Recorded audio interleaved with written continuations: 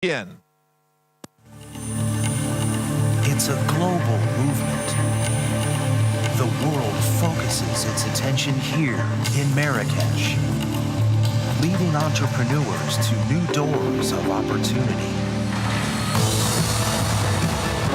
A gateway to new horizons of innovation. A place to respect the roots and traditions while embracing the future. Moving forward with imagination, with ingenuity and energy. Inspiring new innovators, young men and women, leaders to collaborate, to engage. Advancing, pushing boundaries and new limits, transforming ideas, and creating new possibilities. Harnessing technologies to spur economic growth and human potential. Innovation ignites dialogue. It facilitates the exchange of information and ideas. It empowers and benefits human development and social capital. Entrepreneurs inspire hope for the youth around the world. Be an innovator. Be an entrepreneur. Change lives and inspire the world.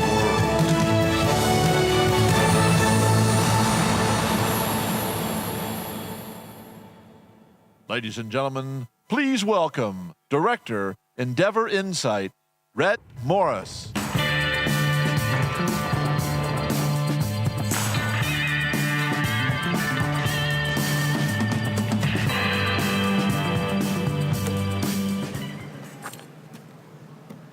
Good morning. It is a pleasure to be here with you, and I am excited to share some things that I think you're going to find very interesting.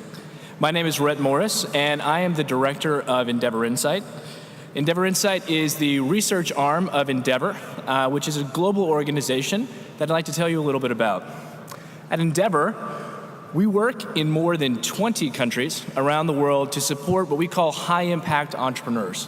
Those are entrepreneurs that have real potential to grow and to scale. We provide them with resources to help them grow, as we've been doing since 1997. This next slide that I'm showing you tells you a little bit about our results. We've worked with nearly 1,000 entrepreneurs across the world, helped them create over 400,000 jobs, and generate almost $7 billion US in revenues. But that isn't what I'm here to talk to you about today. What I'd like to talk to you about today are scale-ups in preparation for our next panel. And scale-up companies are companies that I think all of us should pay a little bit more attention to because they're really important to our economies and to our countries in terms of helping create jobs, drive innovation, and really generate economic growth. When I say scale-ups, what I mean are companies that are growing extremely fast, at least, and usually much more than 20% a year. When we think about scale-ups, I think there are three key questions that we should address so that we're all on the same page. The first one is, why are these companies important? The second is, what do they need to grow? And the third is, how can they find those resources that they need?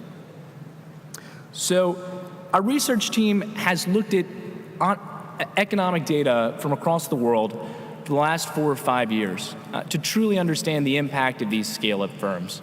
And we've found something that I think is really impressive. And that is that if you look around the world, typically, in almost every country, scale-up companies represent about 5 to 10% of the total businesses in the country, but they create usually more than half of the net new jobs. So these 5 to 10% of companies are extremely important. For instance, in the UK, they've found that 6% of the companies are driving more than half of the job growth. In Chile and Latin America, it's 7% of the companies that are driving over half the job growth. And according to a World Bank study here in Morocco, 8% of the companies in the country are driving over 70% of the net new job growth. And I think that's so important, I'm going to repeat it one more time. 8% of the companies are driving over 70% of the net new job growth. Now, Our team has interviewed thousands of founders at scale-up companies across the world, and we wanted to understand what is it that they need to grow. And so in one study we did last year, we looked at the fastest growing companies in the United States. We talked to their founders, and we said, why did you choose to locate in the city that you did? What drew you in? What were the resources? And interestingly, the thing that they did not talk about at all were taxes and business-friendly regulations. Instead, what they told us was important to them were their connections to the community and access to 3 specific resources. And those resources were, we're going to get there, access to talent, access to customers, and access to finance. We've done other studies. We participated and supported a report that came out in the United Kingdom earlier this week called the Scale Up UK report. It's online. It's really fantastic. They surveyed nearly 1,000 scale-up entrepreneurs in the United Kingdom. They found that those entrepreneurs need exactly these same 3 things. Last year, we worked with Stanford University and the World Economic Forum on a global study of fast-growing entrepreneurs, talked to them about the resources they needed. And again, the 3 most important resources they needed to grow their companies were these 3 things: talent, customers, and access to finance. Knowing this information can be incredibly valuable. We just completed, our research team, working with Endeavor's office here in Morocco, we just completed a study of the ecosystem for entrepreneurs at scale-up companies in the city of Casablanca. And we're circulating some of the preliminary results with leaders in government and business leaders in the community that helped us pull that research together. And I'm excited to tell you a little bit about what we learned. So first off, we talked to about 100 fast-growing entrepreneurs or entrepreneurs that had been identified as likely to be fast-growing in the next few years. And they told us some interesting things about the environment for entrepreneurs in Casablanca related to some of these resources. The first is that in Casablanca, entrepreneurs are incredibly ambitious, and that's great. Access to customers in the city, because it's the business center and it's a place of international trade, is fantastic. And the supply of talent, they told us, was very large, though in some ways not quite as well trained as it should be. On the other side, when we talked to them about challenges, they talked a lot about access to finance not being available. And then, maybe most interestingly, they talked about how connections among entrepreneurs, getting access to a great mentor, an angel investor, helping employees generate spin-out companies, weren't quite as prevalent as they would have expected. And that's important for our last question, which is how do scale-up entrepreneurs access resources? And I'm going to take you through a couple of studies that we've done very quickly that I think provide an interesting perspective on this.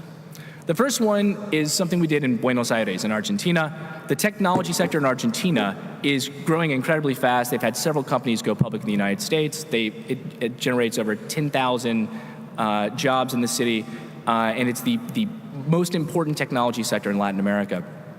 We talked to the entrepreneurs about how they were connected to each other, who had inspired them to be an entrepreneur, who was mentoring them, who invested in their companies, who helped them to get started, and if they had founded any additional companies with other partners. And we took that information and we used it to build a network map. And what this shows us is all the companies here are represented by these blue bubbles. And the size of the bubble gives us an idea of how influential each company is. And when we talk about influence, it's due to the colored arrows that show us different types of connections. So orange arrows show us mentorship, purple arrows show us people founding different companies. And all of these companies in this band here were started between 1990 and 1996.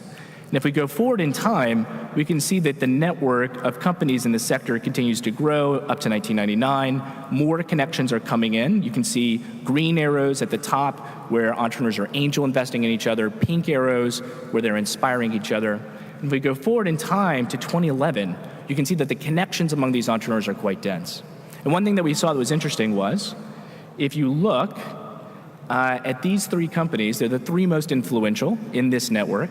And if we want to understand how many people that they touch, how many people are they sharing their financial capital with as angel investors? How many people are they sharing their intellectual capital with as mentors, or their social capital with as mentors? It's pretty impressive. And this doesn't just happen in Buenos Aires. Let me take you through an example from New York City. This is just one company in New York City, a company called DoubleClick, very important for the technology sector there. The entrepreneurs at DoubleClick have been very active as angel investors and mentors.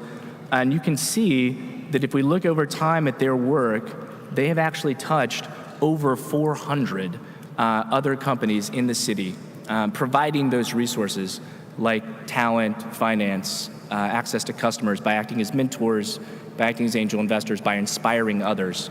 And the reason that this is important is that in our analysis, as we've looked at ecosystems across the world, we've looked at what helps scale-up firms to grow, being connected to someone who is already successful and having them support your company in one of the ways we've talked about, angel investment, mentorship, supporting employees who leave to start spin-out firms, increases the odds that a scale-up company will be successful itself by 2 to 3 times.